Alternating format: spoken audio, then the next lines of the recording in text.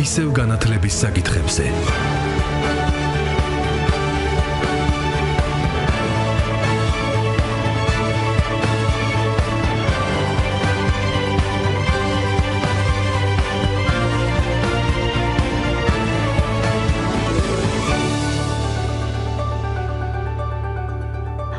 მოგესალმებით, მეგობრებო, ჟურნალისტი ნინო დათუკიშვილი, ჩვენს ერთგულ მსმენელებს ალბათ გემახსოვრებათ, მეგობრებო, წინა გადაცემა ჩვენ დავუთმეთ საგანმანათლებლო კვლევებს, საერთაშორისო ტიმსი, პიზა და სახელმწიფო შეფასებებს, რომელთა პრეზენტაცია განხილვის მიზნით გაიმართება დღეს და ხვალ.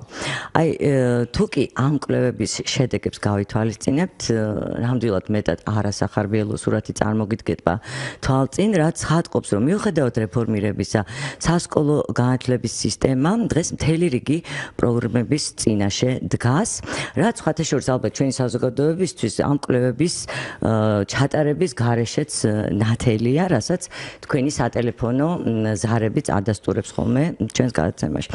მეგობრებო, დღეს ვეცდებით თავი მოუყაროთ ამ პრობლემებს, თქვენთან ერთად, თქვენი თანამონაწილეობით გავარკვიოთ, თუ რასთან არის დაკავშირებული ეს შედეგები, ამ შედეგების გამომწვევი მიზეზები რა არის, ზოგადად განათლების პოლიტიკის დაგეგმვასა და მართვასთან, კვალიფიცირებული კადრის ნაკლებობასთან, თუ სხვა საკითხებთან, ასევე დიდი იმედი მაქვს, რომ მოვისმენთ რეკომენდაციებს ამ თემებზე. სტუდიაში მოვიწვიეთ განათლების მკვლევარი რევაზ აფხაზავა. საუბრის დაწყებამდე ტრადიციულად მინდა შეგახსენოთ ჩვენ პირდაპირ ეთერის ტელეფონის ნომრები 240 91 92 ან 240 92 92.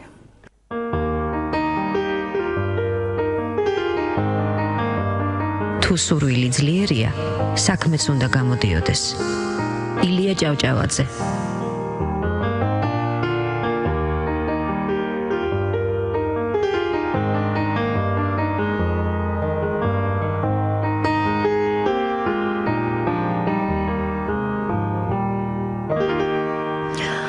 რევაზ, მოგესალმებით და პირველ რიგში ძალიან დიდ მადლობას გიხდით სტუდიაში მობრძანებისთვის. მოგესალმებით, მივესალმებით თქვენს მაყურებელს და დიდი მადლობა, რომ ასეთი ინტენსივობით უცნობ განათლების თემატიკას. ეთერს რა ძალიან მნიშვნელოვანია, ეს ერთ-ერთი კომპონენტი არის იმისა, რომ საზოგადოება უფრო აქტიურად იყოს ჩართული საგანმანათლებლო. აუცილებლად უნდა იყოს ნამდვილად. აი თქვენ როგორც საზოგადოებრივი ორგანიზაციების კოალიცია განათლება ყველასათვის საქართველოს წარმომადგენელს, არაერთხელ გისაუბრიათ რევაზ კვლევებზე დაყრდნობით განათლების სფეროსა და ზოგადი განათლების სისტემაში არსებულ პრობლემებს. ეხლა ვიცით, რომ კოალიციის ორგანიზებით სხვადასხვა დროს ტარდებოდა კონფერენციები, ასევე სემინარებს და შეხვედრებს ატარებდით თქვენ განათლების ხარისხის უზრუნველყოფის ცენტრთან იყო ძალიან საინტერესო სემინარი, კონფერენციას რაც შეეხება მახსენდება ისეთ სახელწოდებით ზოგადი განათლების სისტემის რეფორმირებისთვის. გასაგებია საერთოდ, რომ რეფორმა არის მტკივნეული პროცესი და მის შედეგს ხედავთ ხოლმე გაცილებით გვიან, თქვა, ხო? მაგრამ ჩვენ ვიცით, რომ განათლების რეფორმა მისთვის მზადება კიდევ უფრო ადრე დაიწყო, მაგრამ 2005 წლიდან ხორციელდება. ცოტა მოგვიანებით ეს სკოლების დეცენტრალიზაციის პროცესი დაიწყო, სასკოლო განათლება, ზოგადი განათლების რეფორმა. მაგრამ აი ეს შედეგი, რაც გვინდა რომ დღეს დავინახოთ, მაინც არ ჩანს, ხომ?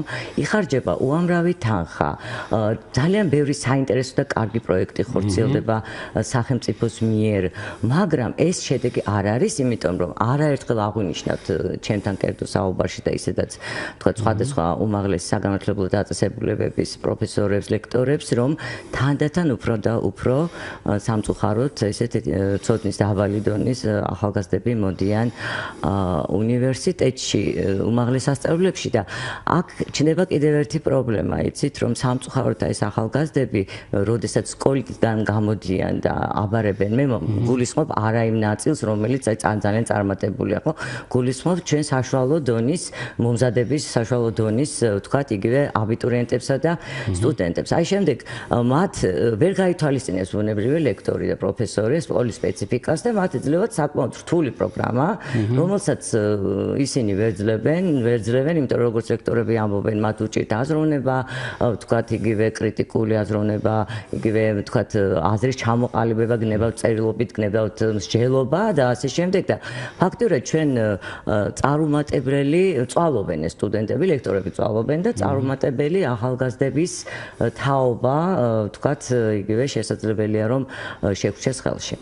აი ხა სკოლაში ნამდვილად ბევრი პრობლემაა და ცალსახად ხა ვერც მასწავლებლის პრობლემას, ვერც პედაგოგის, ვთქვათ, ვერც მოსწავლის, მაგრამ მოსწავლეზე ორიენტირებულ სწავლებას ხო ვამბობთ ჩვენ არა, მაგრამ მიუხედავად ამისა, მაინც დამოკიდებულები ვართ ამ რეპეტიტორებზე, რაც ერთის მხრივ მგონია რომ არის უნდობლობა საზოგადოების მხრიდან სკოლისადმი. არ ვიცი, ხა შეიძლება ეს რაღაც გადმონაშთია იმ პერიოდისა, როდესაც ვთქვათ, იგივე რაღაც იყო კორუფციის წყარო ეს რეპეტიტორობა და ჩვენ გვახსოვს რომ 60 ესე იგი მოსწავლე ყავდათ ჩვენს ლექტორებს კვირაში და შემდეგ ნაწილდებოდა ვთქვათ, ხა მოარული ხმებით ეს თანხები და კვოტები 8-ზე, 9-ზე და 10-ზე. ვთქვათ, შეიძლება ეს გადმონაშთია, მაგრამ ჩემ პერიოდში მე ხა დავამთავრე სკოლა 78 წელს.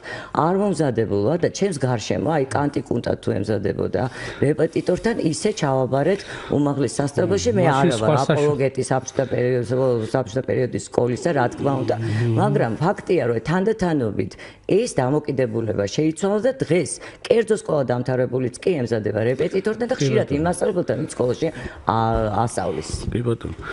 აქ ჩვენ ახლა უცებ შევეხეთ ძალიან ბევრ საკითხს ერთდროულად, ხო? თუმცა უნდა ითქვას, რომ ეს საკითხები ძალიან მჭიდროდ არის ერთმანეთთან დაკავშირებული, იმიტომ რომ ჩვენ რომ მივიღოთ ხარისხიანი განათლება ამისთვის ერთი რომელიმე კომპონენტის გაუმჯობესება, რომელიც განაპირობებს განათლების ხარისხს არ არის საკმარისი, იმიტომ რომ ურთიერთდაკავშირებულია ეს ყველა კომპონენტი ერთმანეთთან და მნიშვნელოვანია, რომ ნებისმიერი რეფორმა, რომელიც განათლების ხარისხის გაუმჯობესებაზე იქნება ორიენტირებული, მიმართული იყოს ყველა კომპონენტის განვითარებაზე ერთად, იმიტომ რომ ჩვენ ხედავთ, რომ ფაქტიურად ყველა მიმართულებით გვაქვს პრობლემები, ეს იქნება ეროვნული სასწავლო გეგმა, მასწავლებლების კვალიფიკაცია თუ სწავლების ახალი თანამედროვე მეთოდების დანერგვა თუ და რესურსები საგანმანათლებლო, რომლებიც აუცილებელია თანამედროვე განათლების, თანამედროვე რეალობაში განათლების ხარისხიანი განათლების მიღებისათვის. ჩვენ ხედავთ, რომ აი ეხლაც ბრუნდმე და ეხლა კონფერენციიდან მოვედი, დროებით გამოვიპარე და უნდა მივიდე უკან. საერთაშორისო სახელმწიფო შეფასება. საერთაშორისო სახელმწიფო შეფასებას წარმოგვიდგენდა გამოცდების შეფასების ეროვნული ცენტრი. მინდა გითხრათ, რომ რაღაც ნაწილი ამ კვლევებისა ჩვენთვის უკვე ცნობილი იყო, თუმცა ასევე ეროვნული შეფასების შედეგებიც შესახებაც შევიტყვეთ იქ და ძალიან პოპულარულ ენაზე რო ვთქვა, ძალიან შავდღეში არის ჩვენი განათლების სისტემა და რეალურად ჩვენი მოსწავლეების შედეგები ის იმათი შედეგები, ვინც წარმატებას აღწევს, ის წარმატებაც რაზე არის დამოკიდებული, კიდევ კითხვის ნიშნის ქვეშ დგას. ვინაიდან აი სწორედ თქვენ როგორც ისაუბრეთ, რეპეტიტორობა არის გავრცელებული. რა ხდება, რა შედეგს ვიღებთ ამ შემთხვევაში? შედეგს ვიღებთ იმას, რომ ესე იგი ჩვენ რისთვის აქვს ზოგადი განათლების სისტემა შექმნილი იმისთვის, რომ მივახციოთ ზოგადი განათლების მიზნებს და ეს არის ძალიან მნიშვნელოვანი, იმიტომ რომ განვითარდეს ჩვენი საზოგადოება, ჩვენი ქვეყანა რომ განვითარდეს, იმიტომ განათლება დღეს პირდაპირ პროპორციულად მოქმედებს ეკონომიკის განვითარებაზე, მაგალითად საზოგადოების ფიზიკურ ჯანმრთელობაზეც კი, რომ აღარ თქვა, ზოგადად შეხედულებებზე, ღირებულებებზე და განვითარებაზე და პროგრესზე ორიენტირებულობაზე. ანუ ეს მთელი რიგი ფაქტორები, რომლებზეც უნდა მოქმედებდეს ზოგადი განათლების სისტემა, ფაქტიურად დაუფარავი რჩება და შესაბამისად ჩვენ ვიღებთ საზოგადოებას, რომელიც იქნება რაღაცა გარკვეულწილად კლასობრივად დაყოფილი და გარკვეულწილად სეგრეგირებული იქნება ჩვენი საზოგადოება, იმიტომ რომ ჩვენ ხედავთ, რომ განსხვავება მაგალითად იმ ადამიანებს შორის, რომლებიც რეპეტიტორებთან ემზადებიან და იმ ადამიანებს შორის, რომლებიც არ ემზადებიან, არის ძალიან მაღალი. ასევე განსხვავება წარმატებაში.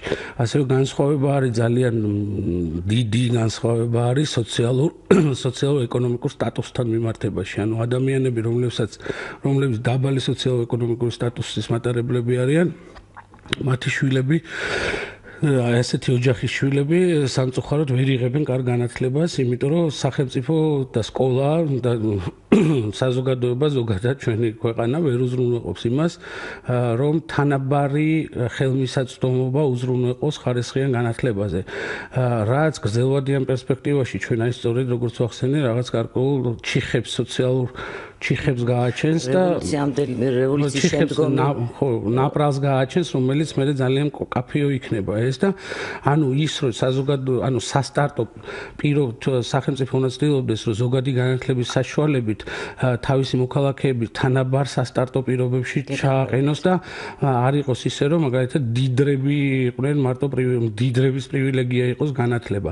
ამისათვის სკოლა უნდა იყოს მოწოდების სიმაღლეზე. რა მოქმედებს მოსწავლის განათლებაზე, მოსწავლის განათლებაზე, მოსწავლის წარმატებაზე ბოდიში მოქმედებს ოჯახის ფაქტორი, რაც ძალიან მნიშვნელოვანია, მოქმედებს სკოლა, ანუ შესაბამისად მასწავლებელი და ასევე განამნიშნულოვანი განაპირობებს პროგრამები და სასწავლო რესურსები, ხო?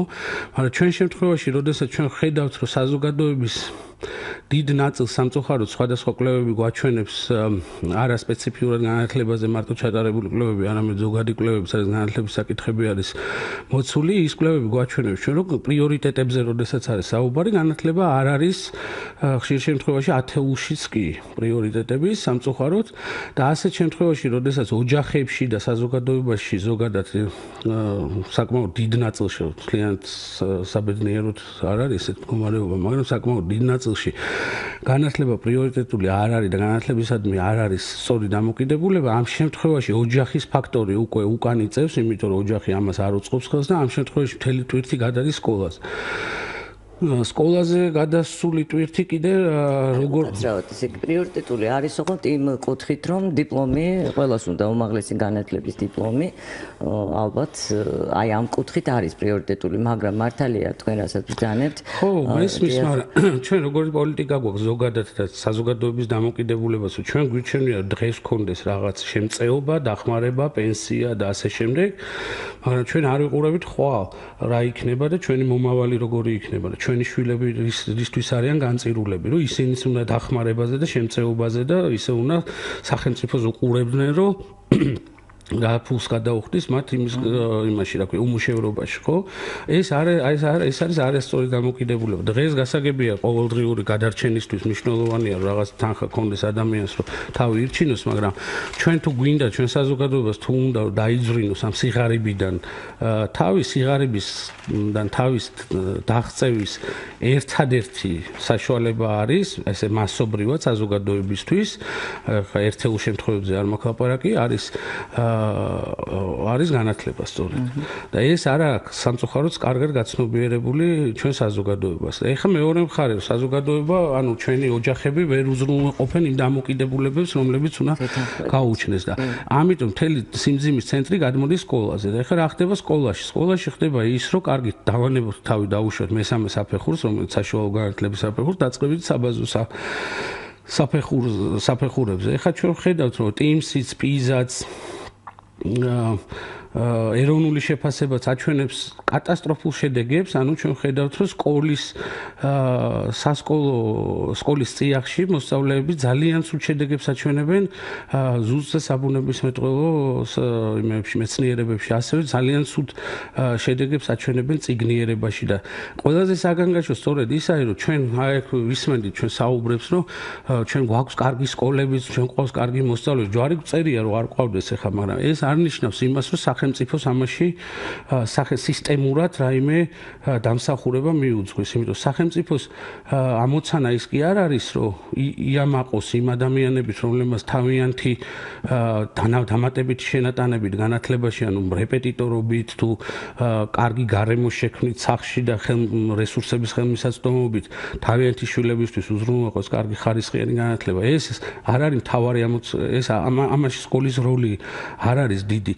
ჩვენთვის მთავარი არის, რომ ის ადამიანები, რომლებიც სწორედ იმყოფებიან სიღარიბის ზღვარზე და სოციალურ-ეკონომიკური დაბალი სოციალურ-ეკონომიკური სტატუსის მატარებლები არიან, ამ ადამიანების შვილებისთვის შევქმნათ საშუალება, რომ მათ შეძლონ და დაძლიონ ეს სიღარიბე და მათ შეძლონ, რომ ღირსეული განათლება მიიღონ, ღირსეულ სასტარტო პირობებში იყვნენ და შემდეგ ამ დაწყებითი საბაზრო განათლებას დააშენონ. მერე თუ საშუალო განათლება იქნება პროფესიული უმაღლესი თუ სხვა.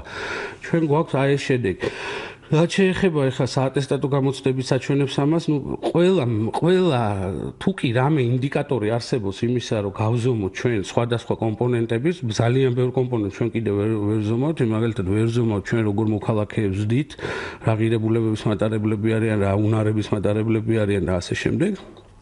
აუნარებს ფლობენ, მაგრამ რასაც ვამოწმებთ, იმაში ყველგან კატასტროფული შედეგები არის. აი, რა ვიცი, დღეს усმედი მაგალითად მერვე კლასში 91% კვლევის შედეგად გამოვლინდა, რომ 91%-ის, ესე იგი, დაბალი მაჩვენებლის მიღმა იმყოფება 91%-ზე მაქვს ლაპარაკი. ანუ 10-დან 9 ბავშვი დაბალზე ან დაბალი მაჩვენებლის მიღმა, ანუ კიდე უკიდურესად ქვევით იმყოფება მაგალითად ფიზიკაში.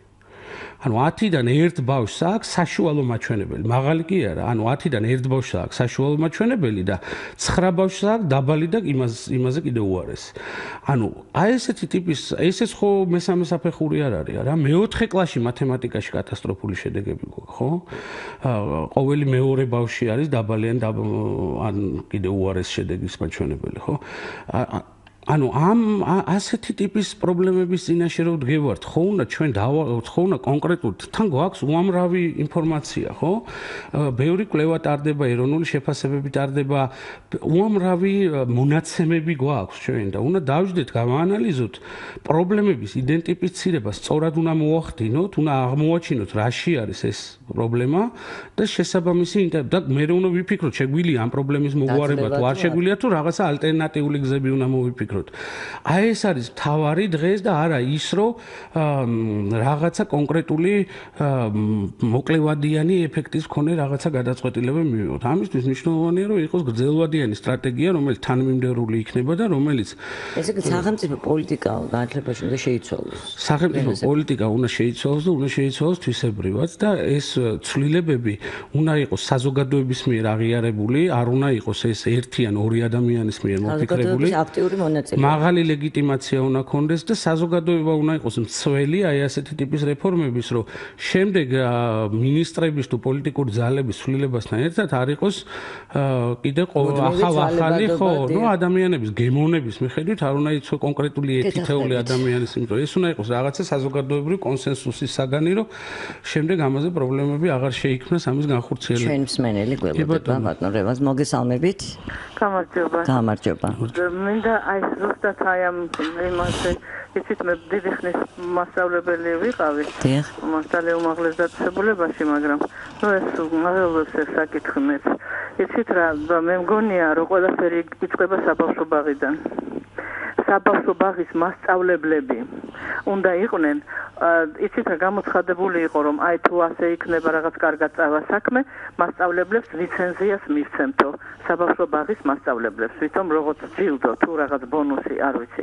იცით რა, იმათ ლიცენზია კი არ სჭირდებათ, იმას სჭირდებათ თავისი კვალიფიკაციის დამადასტურებელი დიპლომი და აი მაგალითად გერმანიაში ეს არის 4 წლიანი უმაღლესი დაწესებულება, რომელიც უშვებს საბავშვო ბაღის მასწავლებლებს. დიდი მადლობა ზარისთვის.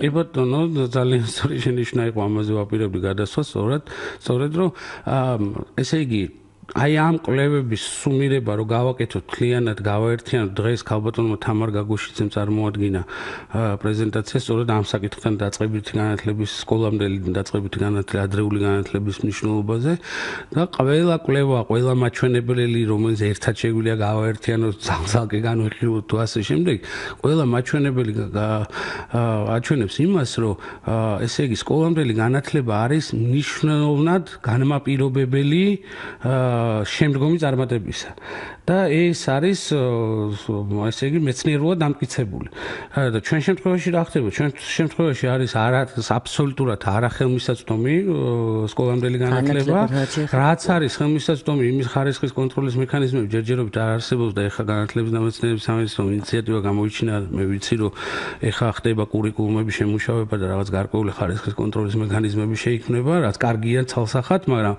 ხელმისაწვდომობა არა კიდე ერთხელ ვამბობ ხახნო ჩვენ ელიტური საზოგადოების რაღაცა ჯგუფისთვის კი არ ვაკეთებთ განათლების სისტემას. განათლების სისტემა არის ყველა მოქალაქისთვის და განათლების სისტემის განუყოფელი ნაწილია სკოლამდელი განათლებაც, იმიტომ საბაზისო უნარებისადმი ესე იგი მზაობა ყალიბდება მაგ პერიოდში. რომ შემდეგ მე განუვითარდეს ეს სოციალიზაციიდან დაწყებული დამთავრებული აი რაღაცა კოგნიტური უნარებით და მოტორიკის განვითარებით, ხო?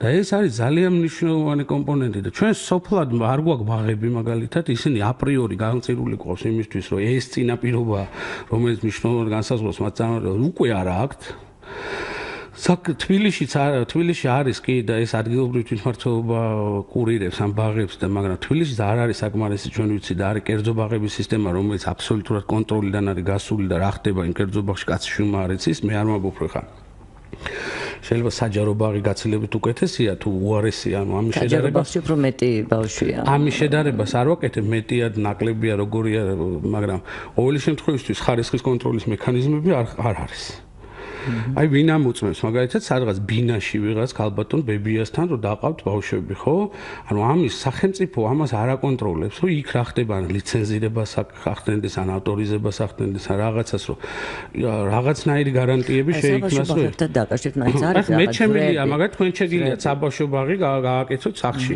იქ მე იმას რას ვასწავლე ხა რა ვიცი მე კიდე მსმენელი ყავს ბატონებას მოგესალმებით იცით რა ერთი წუთი დამითმეთ თუ შეიძლება კი ბატონო გისმენთ არ გამატყუეთინო და ერთი წუთი მინდა მეტი არა კი ბატონო გისმენთ ყურადღებით აი ესე იგი ეს საბავშვო ბაღის მასწავლებლები და საერთოდ ეს არის მასწავლებლების პრობლემა აი ახლა ბატონი რადგან საუბრობს იცით სკოლაზე უნდა იყოს მთელი დატვირთვა არა ეროვნულ გამოცდებზე ჩემის აზრით იცით იმიტომ რომ უცხოეთში მაგალითად დამთავრების ატესტატი ღებულობენ უმაღლეს დაწესებულებებში როგორია სკოლაში უნდა იყოს გამოცდები მეოთხე კლასის შემდეგ, მერვე კლასის შემდეგ და ბოლოს დამამთავრებელი. გათავდა.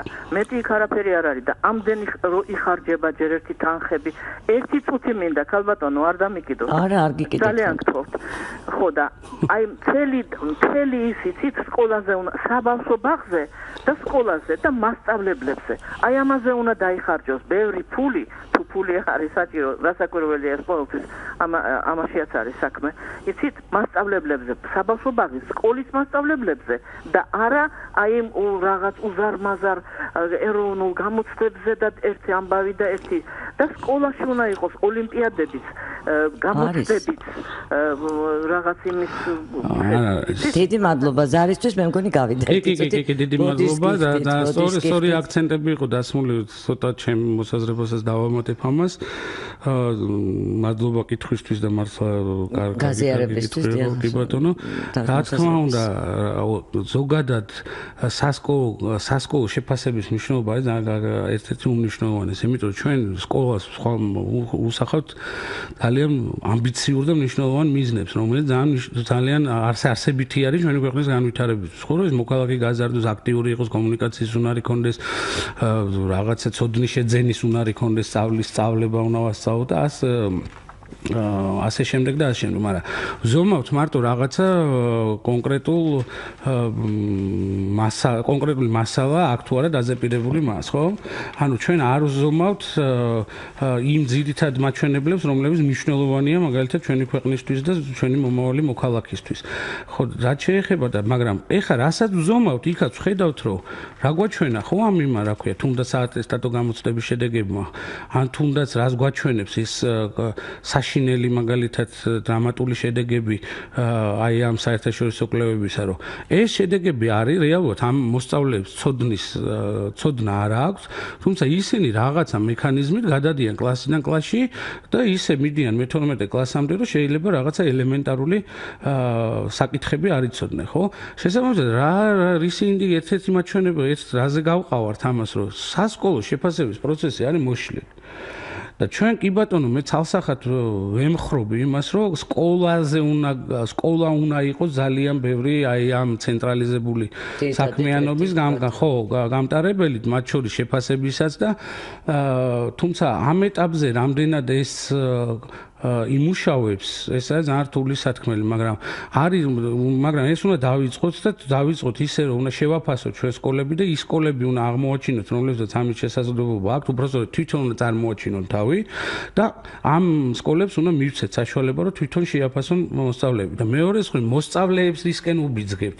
მოსწავლეებს უბიძგებთ, რომ აი რაღაცა კონკრეტული გამოცდისთვის მოემზადონ, ცხოვრებისთვის კი არ მოემზადონ, უნარები კი არ შეიძინონ და განევითარონ, აქტიურები კი არ იყო. არა, მთელი დრო, ენერგია, შრომა, ფული, ოჯახის და ასე შემდეგ უნდა დაიხარჯოს იმაზე, რომ ჩვენ უნდა მოემზადოთ გამოცდებისთვის. იმიტომ რომ სხვა ჩვენ არაფერს არავინ არ გვიმოწმებს.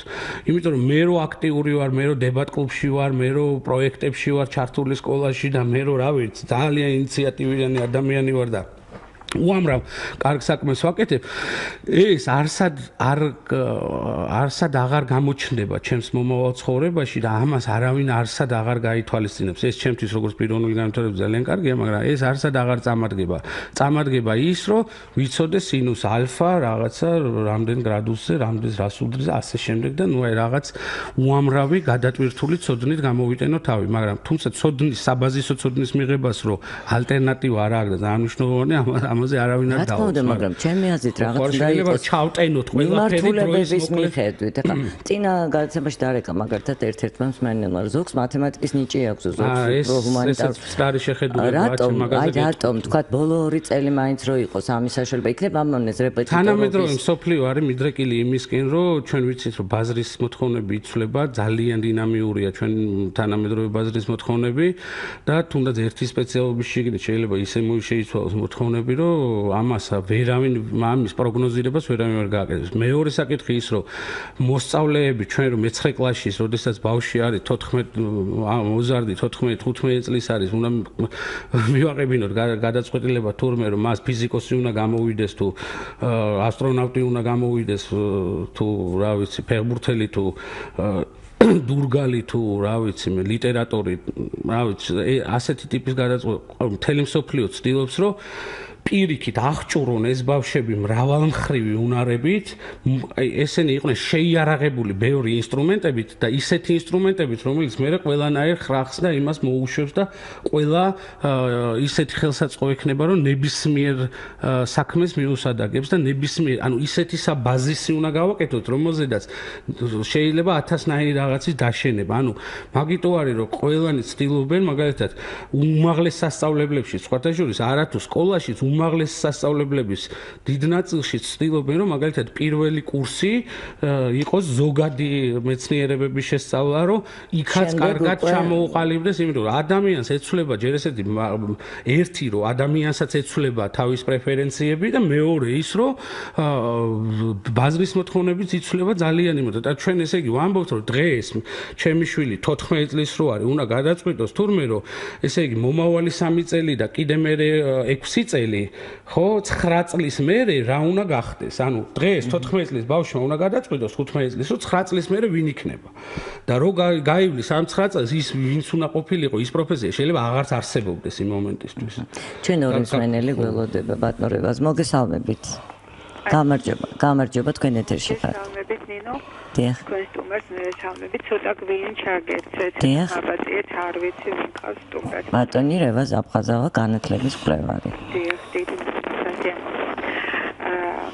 იცით, მე ერთი რამ მინდა ჩემი მოსაზრება ახლა მართალია ამას გაითვალისწინებენ თუ არა, მაგას არ აქვს მნიშვნელობა, მაგრამ იქნებდა მოსაწონი იყოს.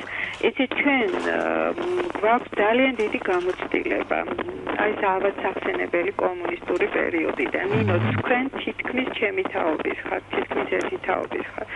და ხომ გახსოვთ ბილეთები რომ იყო ხოლმე გამოცდები მე-4 კლასიდან მე-10 ჩათვლით მე ყველა წლის ბოლოს ვაბარებდი გამოცდას და ვაბარებდი არა ტესტი როგორც ახლა მოდაში არამედ ბილეთები იყო მაშინ ალბათ ემახსოვრება ბევრს ანუ ბავშვს ბილეთი უნდა მივცეთ ანუ ეს საკითხი უნდა მივაჩვიოთ რომ იმან მოყვეს რაღაცა ისტორიაში ლიტერატურაში უნდა მოყვეს რაღაცა უნდა გადმოსცეს იგივე წერით გამოცდაში და დღეს ტესტებია მარტო ესია კი არა ეს არ არის სწორი ბავშვი უნდა მივაჩვიოთ აზროვნებას და თხრობის უნარი უნდა განუვითაროთ ამით უნდა იყოს ბილეთები 3 საკითხით და გამოცდები უნდა ბარდებოდეს ყოველი წლის ბოლოს რომ ბავშვს ეს უცოდინარობის ბაგაჟი არ დაუგროვდეს მე-12 დიდი მადლობა მოსაზრების გაზიარებისთვის გასაგებია კიდევ ერთი მსმენელი თუ შეიძლება ბარემ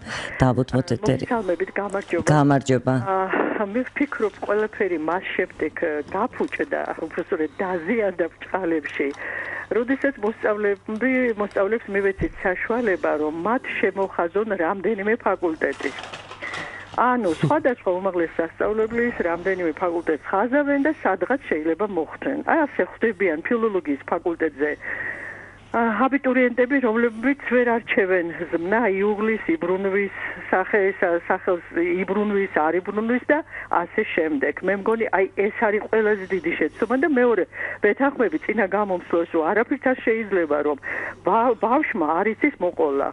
არა მარტო ბავშვმა, უფროს კლასელმა საერთოდ მოყოლა არ იცის და არსებიც და არაარსებიც ვერ არჩევს ნაწარმოებში, ეს ერთი. მერე კატასტროფაა, როდესაც ლიტერატურული ნაწარმოებებიდან ნაგლეჯები არის შეტანილი, რომელიც მთელი ნაწარმოები არ იცის მოსწავლემ საკითხული არ აქვს და იმ რაღაცა ერთი პატარა მონაკვეთიდან, რომელიც ყველაზე უარესია შეიძლება მოთხრობაში ან რომანში, იმით ცდილობენ გააცნონ მწერალი. და ვინ არიან შეყვანილი, რომელი ავტორები არიან შეტანილი ამ პროგრამებში? აი, მე არ ვიცი საერთოდ. ეს უკვე სახელმწიფოების საკითხია ალბათ ხომ. დიდი მადლობა ზარისთვის. ანუ გამოცდებს რაც შეეხება მე ზოგადად არ ვარ გამოცდების მომხრე ადამიანი, თუმცა შეფასების მომხრე ვარ ამ ნამდვილად, შეფასება ერთია და საბოლოო აი ბოლოს უნდა ყოველი წლის ბოლოს, იმის ბოლოს, ამის ბოლოს, არაფერი არ ბოლოს არ უნდა გააკეთო. უნდა გააკეთო, როცა არის პროცესი. პროცესის დროს ჩვენ რა გვინდა, ჩვენი მიზანი რა არის, რომ გამოავლინო, რომ შენ ცუდი ხარ, შენ კარგი ხარ? არა, ჩვენი მიზანია, რომ ყველა გავზარდოთ თანაბრად მათი შესაძლებლობების მიხედვით. ამიტომ შეფასება უნდა იყოს პერმანენტული და უნდა მე მასწავლებელზე არის ეს დამოკიდებული, რომ უნდა ცოტა მეტი დრო დაუთმოს იმ ბავშვს, რომელსაც რაღაცა გარკვეული სხვანაირი სირთულეები აქვს და ასე შემდეგ და მასწავლებლობა არის დღეს ძალიან რთული საკითხია, რა თქმა უნდა, მაგრამ ჩვენ გვყავს ძალიან ღირსეული მასწავლებლები, საბედნიეროდ სამწუხაროდ გვყავს ჯგუფი მასწავლებლებისა, რომლებიც რეალურად არ არიან მასწავლებლები. ამას აჩვენებს შედეგით სწორედ გამოცდების. ჩვენ გვინდა რომ ციცით რა არის უკრიტიკა, ისინი ვაკრიტიკებთ ამ მასწავლებლებს, აღარ მოუნდება არავის და ამიტომ ჩვენ გადავწყვიტეთ, რომ აი მასწავლებლის ეროვნული ჯილდო დავაარსოთ და წელს პირველად გადაეცემა გამოვლინდება გამარჯვებული მასწავლებელი. მე მინდა უბრალოდ ჩვენს მენელებს შევახსენოთ თავისუფლების დღიურები თქვენი 26 მარტში გამოქვეყნდა და აი სწორედ როდესაც გადავავლე მას თვალი ესე დანანებით ბრძანებთ რომ დუბაიში იმართება ანუ მანდ არის საუბარი რაზე რომ ახალისებაზე და გლობალური ჯილდო მასწავლებლისთვის სადაც მთელი სოფლიოდან არიან მოწვეულები ეს მასწავლებლები და სადაც $1,000,000 ჯილდო საუკეთესო მასწავლებლისთვის და საბედნიეროდ მომავალ წელს უკვე ქართველი მასწავლებელიც შეგვიძლია წარვადგინოთ კი და აი ეს დანანები ძანეთ რომ რატო აი როდის იქნება რომ ათეულში მაინც მოხდება ჩვენ ყავს ძალიან ღირსეული მასწავლებლები რომლებიც არ ვიცი ინოვაციად მოკლედ ძალიან დიდ ენერგიას და დროს და შრომას და რა ვიცი ყველაფერს ხარჯავენ იმისთვის რომ თავიანთ მოსწავლეებს უკეთეს შედეგებზე გაიყვანონ და ასეთ მასწავლებლებს სჭირდება დაფასება იმიტომ რომ ჩვენ არ შეიძლება რომ ზოგადად ვისაუბროთ მარტო პრობლემებზე მასწავლებლებში და მათ შორის ისიც პრობლემაა რომ კარგი მასწავლებელი არ არის დღეს შესაბამისად დაფასებული და რაღაცა ერთ იმაში ბოდიში და ეს ქვაფში ხარშებიან სულ ყველანი ხო ჩვენ უნდა ვთქვათ რეალურად ჩვენ თუ გინდა რომ ვიყოთ ობიექტურები უნდა ვთქვათ რომ მასწავლებლების ნაწილი სამწუხაროდ ეს ნაწილი მცირე არ არის ვერ ასრულებს ჯერ უნდა თავის მოვალეობას და ეს უნდა ვთქვათ იმიტომ რომ ახლა ამაზე თვალის დახუჭვა ნიშნავს რომ ჩვენი შვილების მომავალზე დახუჭვათ ხო ეს ერთი საკითხია და ამას სჭირდება თავისებური მიდგომა და ნაკლებად მტკივნეული იმიტომ რომ ამ ადამიანების სამსახურიდან წასვლას სერიოზული პრობლემები მოყვება იმიტომ რომ იმ ადამიანების ის ხელფასი შეიძლება ერთადერთი საარსებო საშუალება იყოს და გასაგებია ესეც რომ მტკივნეულია თუმცა ამ საკითხს აღარ ჩავუღრმავდები მეორე საკითხი არის რომ ის ადამიანები ვინც არიან ღირსეულები უნდა დავაფასოთ დავანახოთ ხალხს და ვანახოთ რა საკეთებენ ეს ადამიანები რომ ახალგაზრდებას ნახონ ეს და ნახონ რა არის რამხელა გარდა იმისა რომ ძალიან დიდი თვირთია გარდა ამისა ეს არის ძალიან სერიოზული თვითკმაყოფილების და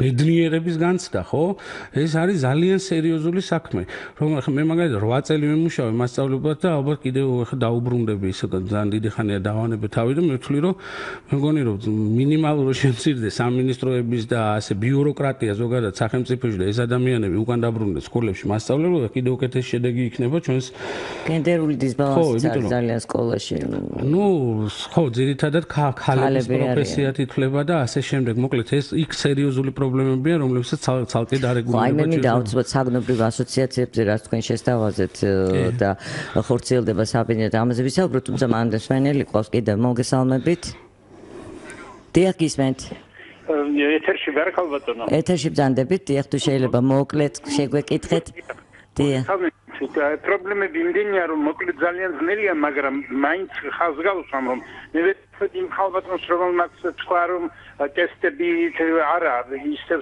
საგამოწმო ბილეთები თუ სადაც საკითხები იქნება შეტანილიო იცით ხაშია საქმე თავდაღირა დაამხო განათლების სისტემა ეგრეთ წოდებულმა ბოლონიის სისტემაზე გადასვლა. რატომ და მე გეტყვით ეხლავე. მასწავლებლებს რომელსაც თუნდაც 20-30 ბავშვი ყავს კლასში, არ შეუძლია გააკონტროლოს ამ ტესტებს, როცა ადგენენ არსებენ ბავშვები, ვის უკავია მობილური ტელეფონი ხელში და ვინ იღებს ინფორმაციებს ამ ბოლონიის პროცესთან რა კავშირშია ეს უკაცრავად? ბოლონიის პროცესთან ის კავშირშია რომ ეს ქულების სისტემა შემოღებული შუალედური გამოცდებია შემოღებული არა ეს უმაღლესი განათლების სფეროს ეხება ეს ბოლონიის პროცესი ბატონო ხო კარგით დაასრულეთ გისმენთ ყურადღებით უმაღლესი სკოლის პრობლემას თუ ეხება მე უმაღლესი სკოლის ლექტორი გახლავართ და ერთხელ მქონდა ასეთი შემთხვევა 20 კაციან ჯგუფში ერთი დებულების ილუსტრაციისას და ბარათაშვილის მოყვანა ციტატად და 25 კაციან ჯგუფში ვერ ვიპოვეს სტუდენტი რომელმაც იცოდა რომ ეს ბარათაშვილის ნაწარმოები იყო ყველაფერი ეს მოდის იქიდან რომ ბავშვები მიაჯაჭვეს ამ ტესტებს და მსჯელობა შეუძლია არა ამას არავინ არ აქცევს ყურადღებას. თავარია კი არ დაწეროს ბავშვმა მოიზრა რა თავში როგორ მადლობთ რომ გვისმენთ უკაცრავად ჩვენ უბრალოდ ცოტა დრო გვაქვს. ეს ხაზგასმით წეღანას თქვი და კიდე მინდა ხაზი გავუსვა. ნებისმიერ ტიპის გამოცდა, რომელიც არის რაღაცის ბოლოს თუ რაღაც ამ გამოცდებისთვის სწავლა არ არის საგანმანათლებლო ამოცანების შესრულება. ეს არის დროის ეს არ არის ცოდნა. ეს არის გამოცდის ჩასაბარებლად ჩვენ აგერ ბილეთებზე იყო ლაპარაკი და სხვადასხვა ჩვენ აგერ ვიცი აი მაგალითად მართვის მოწმობისთვის აგერ არის ბილეთები და ყველანი იზეპირებენ და გაბრძანდით აგერ ახლა ჩვენ ტელევიზიაში ვიყურებით გავიდეთ აგერ კოსტავას ქუჩაზე და როგორ ატარებენ ეს ჩვენი მართვის მოწმობიანი ადამიანები მანქანებს ნახავთ იმ ნახევარზე მეტმა და აივიწყა როგორც კი ჩააბარა ეს გამოცდა ის ყველა წესი იმიტომ რომ გამოცდისთვის ნასწავლი და გამოცდისთვის მიღებული ცოდნა არ არის მხარი ცოდნა ეს ყველა მიცის უკვე და ეს ამიტომ ამბობ რომ მიმდინარე შეფასებები შეფასებები, განმავითარებელი შეფასებები, ეს არის უმნიშვნელოვანესი საკითხი და როდესაც უმნიშვნელოვანესი საკითხი არის ხარისხიანი განათლების მისაღებად. და გარდა ამისა, დავანებოთ თავი იმას, რომ აი აგერ ქალბატონი ბრძანებდა, რომ თავისი აზრის ჩამოყალიბება უჭირთო. აზრის ჩამოყალიბება მოყოლა, რას ნიშნავს? მოყოლა, რომ მე წავიკითხო მოთხრობა და რაც იმ მოთხრობაში წერია, მე ის მოგიყვეთ, ხო? რა წერია იმ მოთხრობაში? გააზრებულად თუ ანალიზი არა, აქ არის ლაპარაკი ის, აი ესე ძველი მიდგომა, როდესაც შენ გთხოვე რომ მომიყევი რაც ის ჩემ იმაზე უკეთესად მე ვერ მოყვები ის როგორც წერალი იქ გადმოსცემს, მაგრამ გასაგებია რომ კომუნიკაციის ჩემი იმისი რა ქვია ლექსიკონის განვითარებისთვის ასე შემდეგ ეს ძალიან ლექსიკისთვის ძალიან მნიშვნელოვანია, მაგრამ სამწუხაროდ აი რასაც ამოწმებს ხო ეს პიზა ჩვენ ხედავთ რომ კი ბატონო შეიძლება წაიკითხოს და მოგიყვეს, მაგრამ შინაარსი აზრი ვერ გამოიტანოს ხალხო, აი ამაში არის სერიოზული პრობლემა. ამაში ჩვენ საზოგადოების წევრებს შორის ხედავთ ამას. ადამიანები კითხვას ვერ სვავენ თემატურად, აი ბევრ კონფერენციაზე ყოფილ ვარ და წესით რომ იქ რომ სპეციალურად შეგროვისა რა ქვია შერჩეული ჯგუფი არის, იქიდანაც ხანდახან ხდება ხოლმე რომ ადგება ადამიანი და აბსოლუტურად კონტექსტიდან მოწყვეტილ რაღაცებს კითხულობს, იმიტომ რომ ვერ მიხვდა ეს ადამიანი საერთოდ ზოგადად რაზეა ლაპარაკი. აზრის გამოტანაუდი რაღაცას რომ წააკითხებ ადამიანს. აი ხო უამრავი რაღაცა საკითხები სიახლეები როდესაც ხდება, ხო? ამ სიახლეებს ხშირად ჩვენს და სამინისტროს და სხვადასხვა ორგანიზაციებს რა მნიშვნელობა აქვს? მოაყოლებენ ხოლმე გაიდლაინს, აი სახელმძღვანელოებს, ინსტრუქციებს, სადაც წერია რომ როგორ უნდა გავიაზროთ აი ეს ანუ ვერ იგებს ხალხო, ეს არის კატასტროფული მდგომარეობა. რატო არის ეს? ეს არის საბჭოთა სკოლის მემკვიდრეობა, რომ ჩვენ საბჭოთა სკოლას არ ჭირდებოდა ხა ძალიან კრიტიკულად მოაზროვნე ადამიანების გაზრდა არ ჭირდებოდა, მას ჭირდებოდა მასა, რომელსაც ყველაფერი იცოდა ცოტ-ცოტა ბევრი რაღაც შესახებ და არაფერი ისეთი მნიშვნელოვანი ერთის და ყავდა იქ ისეთი სისტემა იყო, რომ გამოარჩევდა იქ ვინც იყო ნაღებს ამას მოხდიდა და მე დახურულ ქალაქებში ბომბებს აკეთებინებდა, ხო და ეხა ამას უნდა თავი დავანებოთ, ჩვენ გვჭირდება განათლებული აქტიური, მრავალი უნარით აღჭურვილი მომავალი თაობა და გამოცდები არ არის ამისი თავარი მექანიზმი. აი სოციალური გარანტიები ასევე მსმენელები კი გველოდებიან, მაგრამ ძალიან ცოტა დრო გვაქვს და მე მინდა რომ ბატონმა რევაზმა მოასწროს რეკომენდაციების სახით ასევე ჩვენ და ბოდიშს გიხდით, ჩვენ განვაგრძობთ მომავალშიც აუცილებლად ამ თემებზე საუბარს. დიდი ბოდიში ყველა მსმენელს. ესე კი სულ გვაქვს ერთი 6 წუთი დარჩენილი ალბათ 6-7 წუთი ბატონო რევაზ.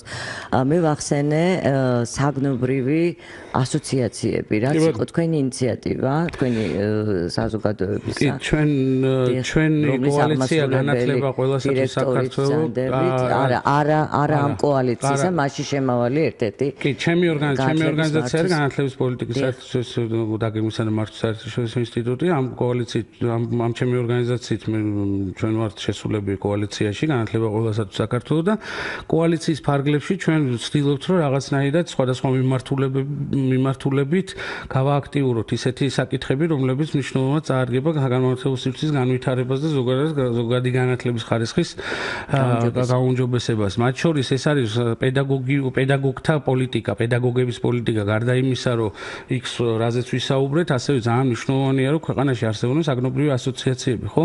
მთელ მსოფლიოში განათლების კონტენტი არ იქნება საგნობრივი ასოციაციების გარეშე. საოცარი არის საქართველოში მაგალითად ეს არის პედაგოგების, აი მაგალითად ქართული ენის, ქართულის აღარ არის ეს ენა და ქართულის მასწავლებლების გაერთიანება არ არსებობს, აი ესეთი არ არსებობდა. აი ცოტა ხნის წინ ბატონმა გიამურღულიამ შექმნა და ძალიან მისასალმებელია, რომ აი ამ ჩვენ რაღაც ამ ტალღას უკვე რაღაცა გარკვეული შედეგები აქვს და ბატონი გია უკვე იმდენი შეხვედრა გამართა უკვე პედაგოგებთან და დანიშნულა.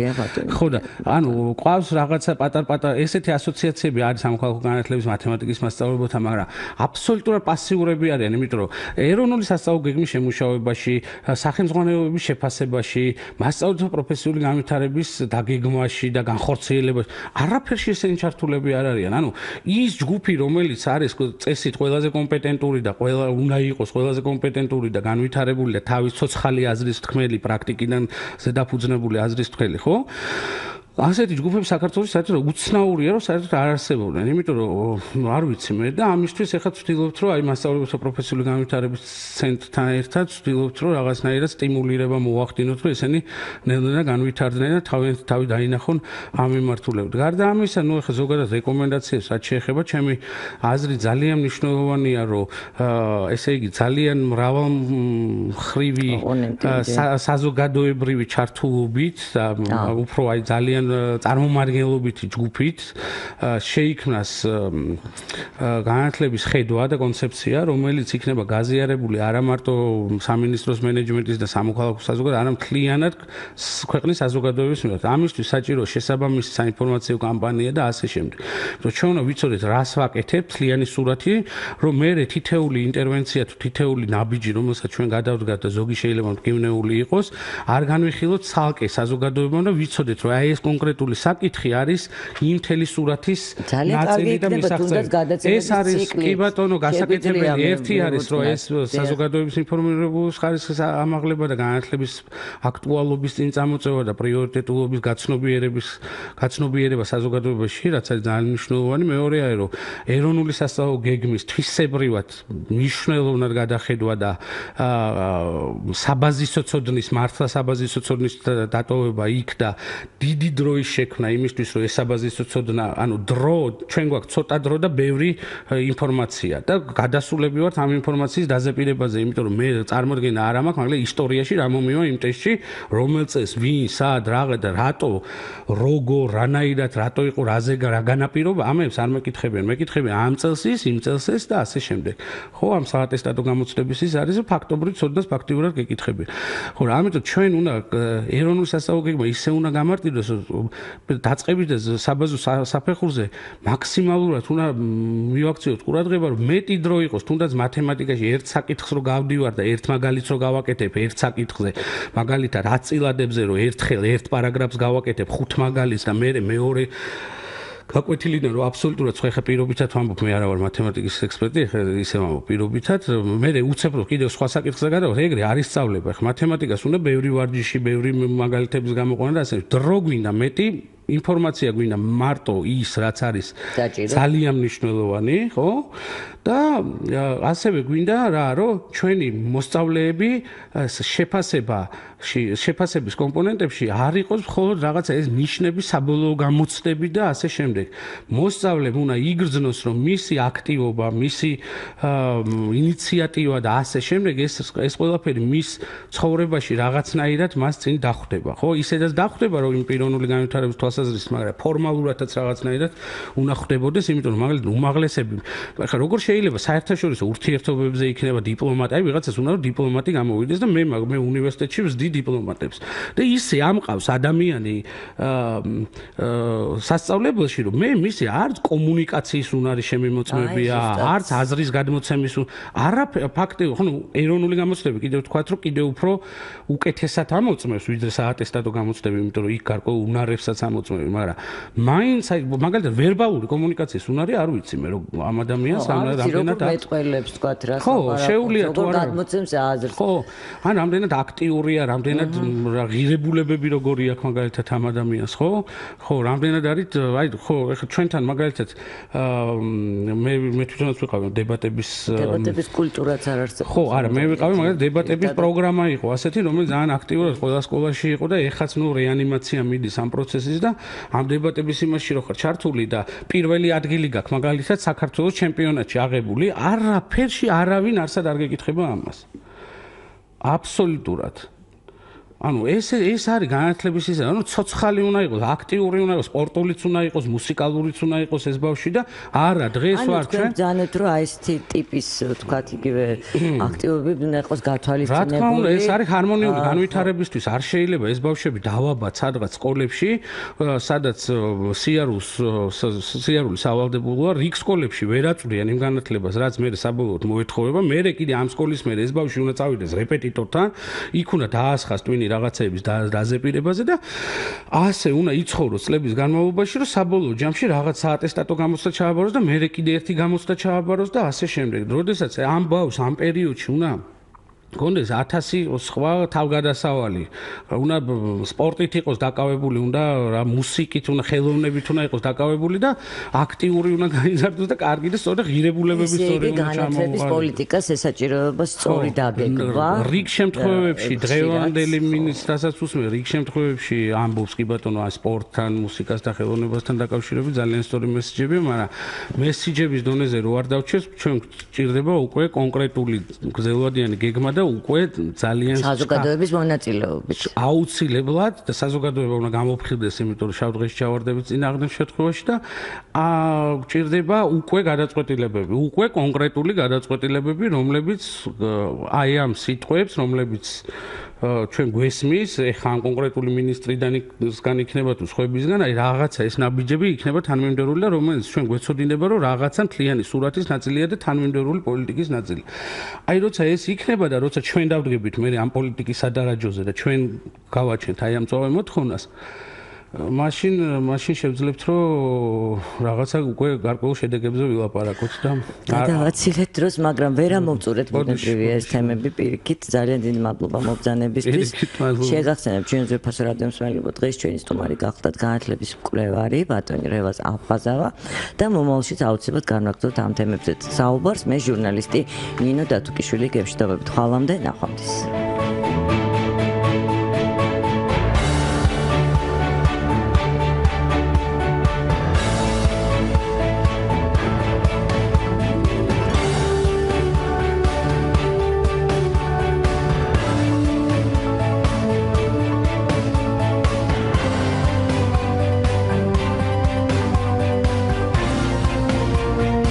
ისევ განათლების საკითხებზე.